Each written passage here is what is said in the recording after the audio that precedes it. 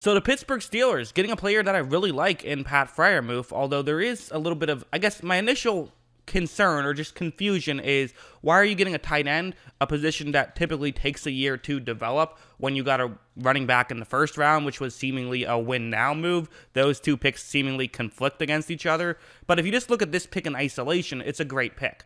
I mean, this is a team that needs a tight end, really, I would say. Eric Ebron had a couple flashes, but as a whole, he had those great years with the Colts and has kind of been meh everywhere else. So getting someone who could legit be like a great tight end, he is most people's tight end too, and the only reason he's not tight end one is just because there's Kyle Pitts, who's, generational talent.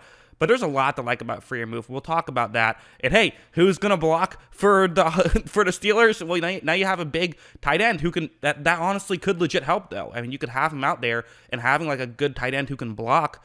Even though we'll get into that in a second too. But maybe that's a factor here, getting a tight end who can kind of do it all. So yeah, let's just jump into the film study and talk about what I like about this player. So we'll start off with this play. This play is going to be an interesting one to kind of show off his footwork. I really like his footwork. Footwork is kind of my favorite thing about him, probably. So it's going to technically be a zone coverage play, but it's really essentially going to be man. There's enough space over there that it's going to be a one-on-one matchup. So pay less attention to the coverage itself and more about his route, and just it's going to be a one-on-one matchup. Like, watch, right when this play starts. So you notice that Freiermuth, there's several things you can do, right? You can try to use your footwork to your advantage, just cut over the middle, because that's what he's going to do.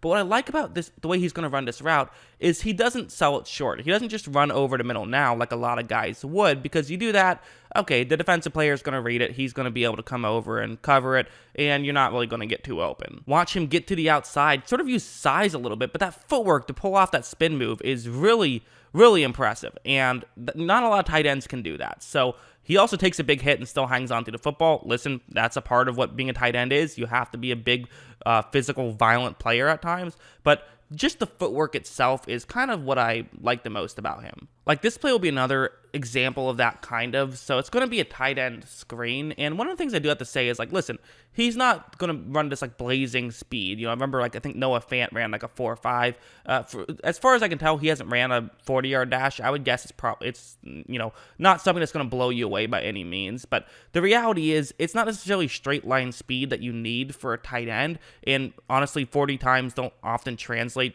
to the NFL. Like, that doesn't matter as much. What matters more is going to be footwork, and that's what he's going to show off on this play. Watch how right when this play starts, so he's going to, catch the pass, and at this point, really, it's played well by the defense right here. You have multiple players running over to try to get in position to make a tackle. So this is not a great situation for Freiermuth, but again, like I'm talking about, what can get you out of these situations is not going to be speed. And usually it's not going to be just running guys over. Most players can't just run multiple defensive players over. But what you can do is you can use footwork to get yourself out of this situation, and that's what he's going to do. Watch this cut to the inside, and he even uses his hand a little to help him out and gets the first down. So it's not like he's relying on yards after the catch or anything like that, so don't be concerned about will it translate. Obviously, his footwork won't get him as many yards as they got in the NFL, but his footwork is so good that clearly he's going to be able to run routes well enough to get open with consistency in the NFL. And it seems like, I don't know, how high his ceiling is, but his ceiling is certainly somewhat pretty high because of that footwork that he has. Something like this is another one where, listen, Penn State liked to throw screens to Freiermuth when they could. That's what they're going to do here. You have, again, two players blocking for him. He's going to take the catch and just try and run and pick up as many yards as possible. So again, if I said, well, he's not the fastest guy, why do you keep throwing screens to him? Well, because something like this. Watch him, runs out, takes the catch, and you see him sort of, pick the perfect angle, rumbles down, and just runs into someone.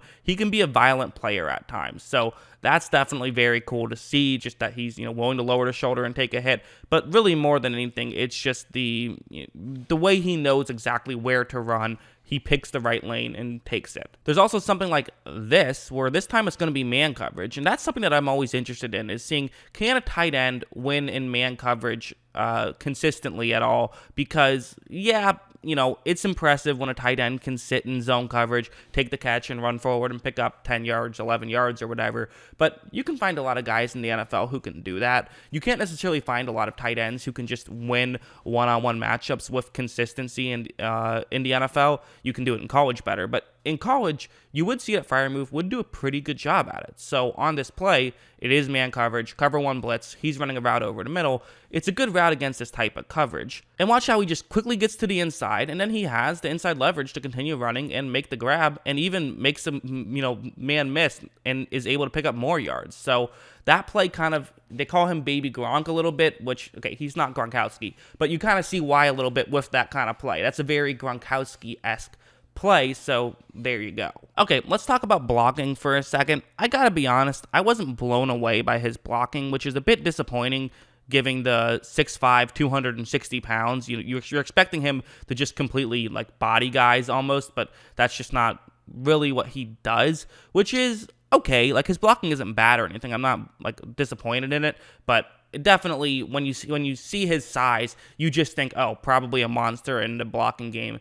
But at the same time, that's not really what you need. You don't need a blocker who can be dominant. It helps, obviously Rob Gronkowski, to talk about if Freiermuth is Baby Gronk, what adult Gronk can do is, he was a huge reason why the last 2 Super Bowls he won, his blocking ability was a huge part of both of those, with Tampa Bay and the last one in New England. Both of those were largely due to his blocking, but at the same time, as long as you can just block well enough to keep yourself on the field, then you're probably going to be fine because of how good someone like Freiermuth is in the receiving game, and he can block well enough to keep himself on the field. So that's really all you care about, I think. So on this play, you see where he's about to block, and watch how he's going to do this. So right off the bat, that defensive player doing a good job, I think, of really trying to get to the inside. He's moved Freiermuth back a little bit, so maybe this is a cause for concern.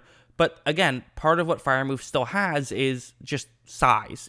He's built like an NFL tight end and not a small NFL tight end. He has the size to push guys around. So even though he got shoved back a little bit initially with the first step, once he gets his feet planted, watch what he can do. He is going to end up winning this pretty well, pushes 44 back right there. So not the best block you ever see, but kind of shows off what he is as a blocker. Maybe not necessarily the most technically sound, but he can push guys back, which is what you need him to do. And like I said, you can have him block when you need him to block. He's not going to be the guy who only blocks, but he's someone who certainly can block here and there. And of course, with his size, that kind of gives you hope that maybe his blocking will be better. So yeah, the one thing I always say with tight ends is it probably is going to take a year. He probably won't be great his first year because most rookies aren't great as tight ends their first year. Usually takes a year. So we'll see what he can do. It's going to take a minute to figure out exactly how good of a draft pick this one is. But that's what I think about him as a player, as a prospect. Let me know what you guys think about this pick. Let me know in the comments below. Always love hearing from you. And of course, as always, thanks for watching.